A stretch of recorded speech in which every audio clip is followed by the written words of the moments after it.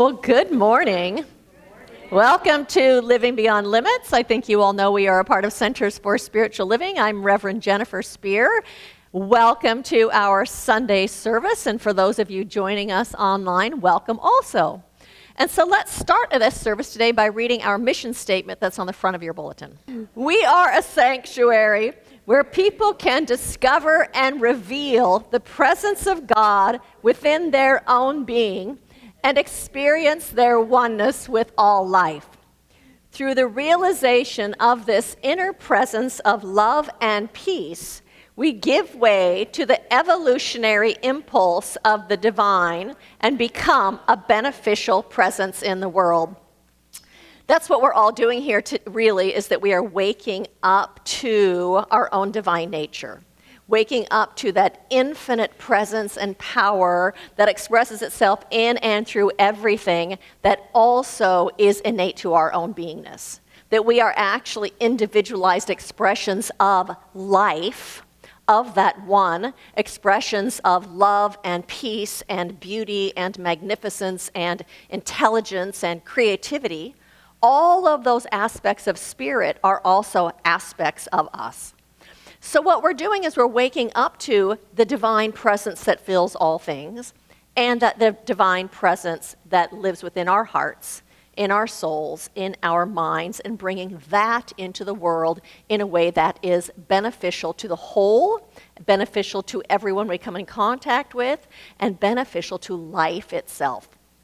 For as we give way to that presence, we are absolutely being a beneficial presence in this world. And so I say thank you to each one of you for giving way to that presence, for participating in your own spiritual evolution, and for consciously participating in the evolution of humanity. Thank you for that. And so I'm going to begin with a story today. There was a farmer who grew excellent quality corn. And every year he won an award for the best grown corn.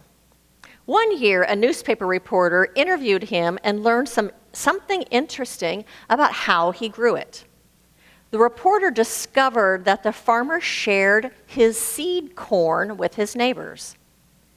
How can you afford to share your best seed corn with your neighbors when they're entering the corn competition with yours each year, the reporter asked. Why, sir, said the farmer, didn't you know? The wind picks up pollen from the ripening corn and swirls it from field to field. If my neighbors grow inferior corn, cross-pollination will steadily degrade the quality of my corn. If I am to grow good corn, I must help my neighbors grow good corn.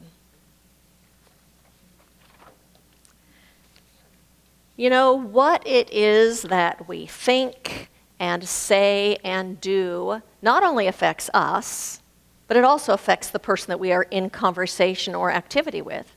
But it also affects the people that they are in contact with, the circle around them, and it actually ripples out to affect the entire world. And so one of the things that we teach here at Centers for Spiritual Living is what we put out, what we give out, we receive in return.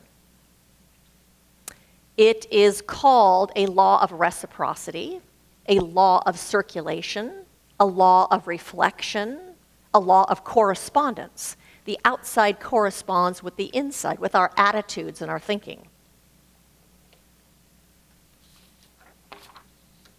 James Allen said, if a person would have peace, let them exercise the spirit of peace. If they would find love, let them dwell in the spirit of love. If they would escape suffering, let them cease to inflict it. If they would do noble things for humanity, let them cease to do cruel things to themselves. If they will quarry the mind of their own souls, they shall find there all the materials for building whatsoever they will, and they shall find there also the central rock on which to build with safety. And so we must become and act as the thing which we which we wish to experience in the world. And 2, we find a sense of safety within ourselves. We find our own wholeness. We find an anchor of well-being within ourselves that is so big we can do anything in the world.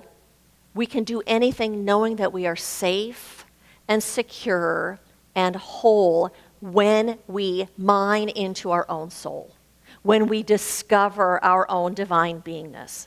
It gives us that sense of safety and wholeness and anchored in well-being. So that means then we can go out in the world and we can do anything. We can do anything with that sense of safety and being home.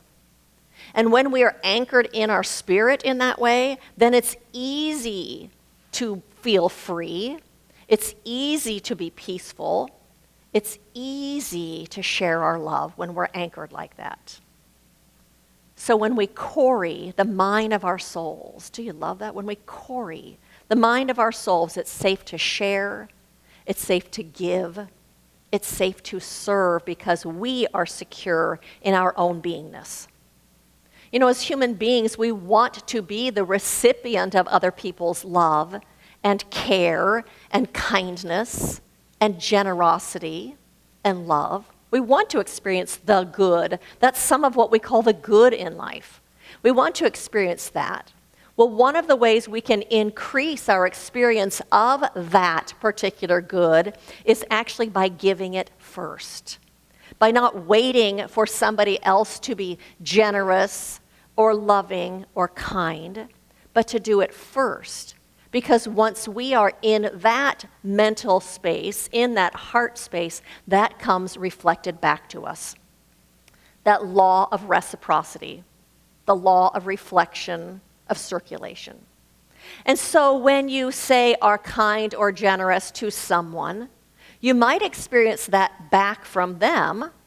You might not experience it back from that person.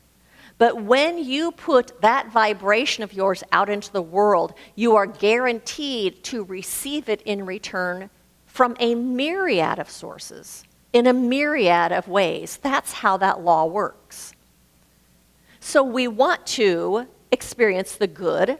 We want to also express, because we are spiritual beings, we want to give expression to our own spirit. We want to give expression to love and to joy and to our own spiritual magnificence. We want to give way to that which is within us. And because we are spiritual beings, we also want to be able to give way to that infinite presence, that infinite love of the universe, that love of the divine, the infinite one that is the one and only. We want to be able to give that through us to this world. And when we give from that place within us, then we get filled up. When we give like that, then we experience joy, and we experienced a harvest, a big harvest of that corn, like the guy with the field. That harvest of corn then feeds us, and it feeds everyone else. So when we give from that love, from that generosity, from the fullness of our spirit, we also fulfill a need that we have within ourselves to be connected to this thing called life. Life with a capital L. That allows us to feel connected to life when we are sharing, when we are serving. And ultimately, our soul longs for that, to give way to that presence, that invisible something that is beyond words, yet that imbues all things. Goldstein said, to have wings is to have the need to fly. Our capacities determine our needs. It includes being of selfless service to others and humanity at large, experiencing and being a place of unconditional love. To have a spirit means to have the need to express our spirit. To have love in our hearts means to have the need to express love. to have an unconditional love that is innate to our own beingness, that isn't attached to things and people, means also then that we have a need to express that unconditional love. It's a need of our spirit that we have. We have a need to share that. And the more awake we are to our own spiritual nature, the greater that need becomes. The more awake we are and the more we commune with that one and only, the greater our need is to give way to its expression in this world as being of service to humanity and being of service to others and being of service to the world. And so I read a story recently. It says a group of new graduates just received a special and meaningful graduation present. At the University of Massachusetts Dartmouth's 2024 commencement on May 16, one of the ceremony's speakers, Robert Hale Jr., brightened up the rainy day with a special surprise for the crop of 1,200 graduates. After giving an address about failures and perseverance, recalling an instance in which he lost $1 billion, the founder and CEO of Granite Telecommunications, who received the college's Chancellor's Medal for his philanthropy work at the ceremony, revealed he had more than just advice for these new graduates. Just before the degree conferral at the university, Hale returned to the podium and told the crowd that one of his greatest joys in life was that he and Karen had experienced in their life was the gift of giving, a gift that he soon gave to the alumni to be. Each of you is getting $1,000, he told them. They gasped and cheered loudly, and their jaws dropped in shock. The businessman philanthropist doled out the gift by bringing 2 large duffel bags on stage, each packed with envelopes filled with cash, which the grads would collect along with their diplomas as they crossed the stage. But only half of the sum will actually belong to the students. The other 500, Hale said, must be given to someone in need or some need that was close to their hearts, a cause that was close to their hearts. We want to give you 2 gifts, he told the soon-to-be grads who buzzed with excitement. The first of our gift is to you. The second is the gift of giving. The cash-filled envelopes were, quote, customized by elementary school students and were labeled either gift or give accordingly. Quote, these trying times have heightened the need for sharing, caring, and giving, Hale said, adding our community and our world need our help now more than ever. So the title of my talk today is Right Back at Ya. And I'm talking about that what we give out in the world then gets returned to us. And the second thing that I'm talking about is when we give from our spirit, when we give from that place within us, the spiritual presence, that one that is in all things, when we give from there, we become a beneficial presence in the world. In turn, we are served, and the whole is served. So there is a myriad of ways that each and every single one of us in this room share our spirit, the way that we are of sacred service in this world. Mother Teresa said, we can do no great things, only small things with love. And so we all do lots of small things, like share kindness with a stranger, like pick up after ourselves when we're somewhere so somebody else doesn't have to do it, like maybe giving someone directions if they're lost, or letting someone in traffic. And so I have a question for you. What are some of the things that you do in this world to share your spirit, to be a beneficial presence, to be of service to others, to be of service to this world, to be of service to your spirit, and really to be of service to spirit itself. And so when you do those things, how do you know when you are giving from your spirit versus when you're giving from your ego? How do you know when you're giving from your own I amness, your own essence, that ultimate essence of the universe? I think that when we are giving from that place within us, the impulse is always toward greater peace, toward greater joy, towards inclusivity and more beauty. It's always toward love, toward forgiveness, and really ultimately it's toward loving kindness. It's never for reward or recognition. It's to bring that good into the world. And so some of the ways that I am of service in this world's sacred service is to put on this service on Sunday mornings, along with all of the other people that contribute here to help set up sound equipment and run cords and build altars and in the back. And it is absolutely sacred service when we do that for every single one of us.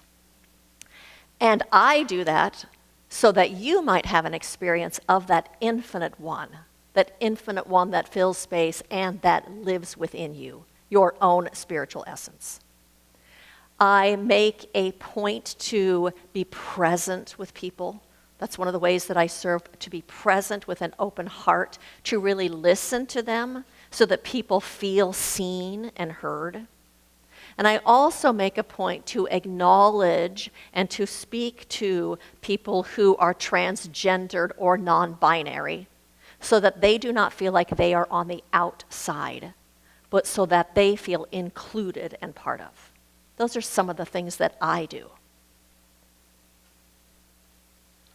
Edwin Hubble Chapin said, "Every action in our lives touches some chord that vibrates into eternity." Every single time we share our spirit, every single time we give way to that one who we are here as representatives of, that vibrates into eternity. That is one of the reasons we're here, to do just that. And I know sometimes we don't act from love. Sometimes we don't act from that place of connection or kindness or generosity or care. And I think one of the reasons we don't do that sometimes is we get so caught up in our heads. We're so busy with our own dramas of our lives and our own busyness that it simply takes up all of our attention. So it causes us not to really be present in the moment where we are. I think another thing that keeps us from acting as that conduit of spirit is when we get into judgment. You know, they don't deserve this because, fill in the blank.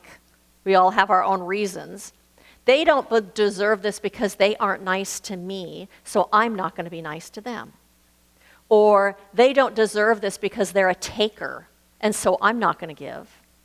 Or they don't deserve because they're not pulling their weight, so I'm not going to contribute here. Or I'm not going to give here because they have a different opinion or different values or are from the other political party. But you know what? I have a question for you. If you were looking at that person or that situation from an expanded perspective, from the perspective of your heart, from the perspective of your spirit, from the perspective of your own wholeness and oneness, would that thing you're judging them for really matter? That's an ego judgment, not a spirit judgment. And when we are of sacred service in this world or to this world, it is soul work that we're doing.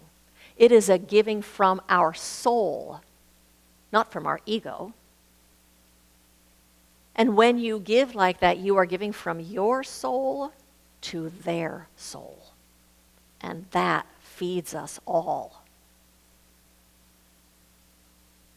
And to me also, when I am consciously being of sacred service in this world, I do that in ways that allow people to actually become more of who they are as spiritual beings. I give in ways and things that help elevate their own spiritual awareness, their own awareness of who they are as spiritual beings, in ways that allow them to discover the divine within them that might be slumbering, to do things and act in ways that allow them to get in touch with their own unactuated potential, their own greater yet to be. And that is why we make that I am in one, but together the board makes the choices that we make of how we serve here at Living Beyond Limits. They are based upon those particular things. That is why we support women's shelters. Because I think a woman who has been in an abusive relationship and is in a shelter needs that kind of support so that she can access her own greater yet to be and create a greater life for herself. It's expansive. We used to volunteer at Food Finders because I think children learn better and can be more successful in life, therefore, when they go to school with a full stomach and they're not hungry. We used to participate in Hug Day at Lakewood Mall, and it was one of the funnest things we've ever done. And I think one of the reasons it was so fun is because everyone's walls come down. You get to connect with people that you might not normally connect with. People get to connect with you, and they might not normally connect with you. People have this realization and sense that we are this one human family.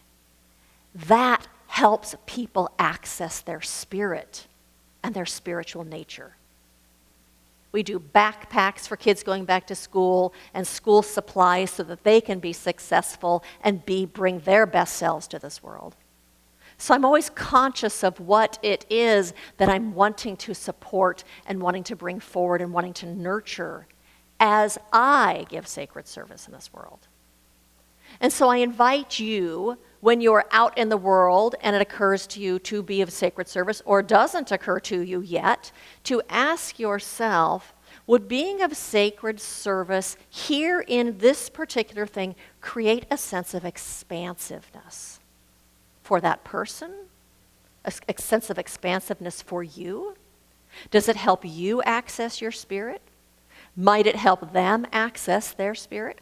You know, holding a door for someone in a restaurant and having that connection, that's allowing them to connect with their spirit. Because it's all spiritual. Is it creating expansiveness in me and the other person? Is it enabling either of us to bring forward more of our potential? Is it allowing anyone involved to discover something greater about themselves? Does it allow them to flourish? Because that's what we're doing here on planet Earth. And so when we are of sacred service, I think what happens is our spirit commingles with their spirit. And then we come home to ourselves. So my invitation to you is when you get up in the morning, sometime before you leave the house, to do something to connect with your own spiritual nature. To do something to connect with that divine presence that fills all things. To do something that connects you with that one that fills everything. And then, as you move through your day, to just live in that question in the back of your mind. How can I be of service? How can I be of service today? How can I be of service to my spirit? How can I be of service to spirit itself? How can I be of service to the spirit within other people? And as a result of living like that, you will absolutely be living in alignment with your own divine nature, in alignment with that infinite presence, with life itself, the ever-givingness of life. in alignment with that one and only. Serving your spirit, serving others, and serving the whole. And being a beneficial presence in this world. And so blessings to every single one of you as you bring your spirit into this world in a way that is healing, in a way that acts as a balm, in a way that uplifts and makes this world a better place. Thank you for that. Blessings.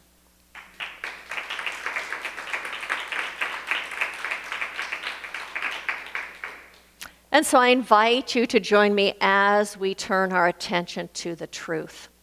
And the truth is that there is an omnipresence of spirit. That infinite one fills all of time and all of space. That infinite one that is the very energy of love and light and peace and wholeness and good expresses itself and flows through all things in this universe. It is present within all people, the ones I like and the ones I don't like. It is present in all people, the ones I agree with and the ones I don't agree with. It is present in every animal and every plant, every cloud, every star. It is present in everything that we see and in everything we do not see. And so I recognize that we are living our lives in this magnificence, and that we are actually here as representatives of that one power and that one presence. Here bringing that presence into this world in a way that is beneficial to us and in a way that is beneficial to the whole. For I know that we have each answered that call of our own spirits, of our own souls, to be a light in this world. And so I know then that we are each guided and led by that infinite love of spirit, by the intelligence of the cosmos, guided and led into our perfect paths, into the perfect ways to express that, to express our own gifts and our talents and our own spirit. That the way is open all around us. And so I know also that this is not just true about us, but it is true about every person in this world. That the light of the divine shines brightly in every single person. And right now it is unfolding itself through each and every person on this planet as kindness and generosity, as abundance of good things, as love and care, as an awareness that we are truly one family, one in spirit, one in this invisible realm. And therefore, I know that there is an openness in each person to be this light, to be this love, to be a healing presence. And I speak this word specifically for our politicians in this country, politicians in every country, world leaders, directors, decision makers, knowing that the infinite intelligence of the cosmos is present within them, and that it is bigger than any ignorance. It is bigger than any shadow. It is bigger than any unbelief or partial perception. And so that intelligence right now is leading their actions, leading their choices and their decisions. The intelligence and the love of the cosmos is having its way through them. And I know that in this light there is no darkness. There is simply the light. And so we put our attention on that today, creating a space for it to come into this world in an easier and fuller way. And so it was with a heart filled with gratitude that I bless this planet and every single person on it. We each in this room bless this planet and every person that is on it, and every lake and river and stream and ocean and the animals and all of it. We wrap it in the light and in the love. knowing that that flows through us to all. And I just say, thank you. And so it is.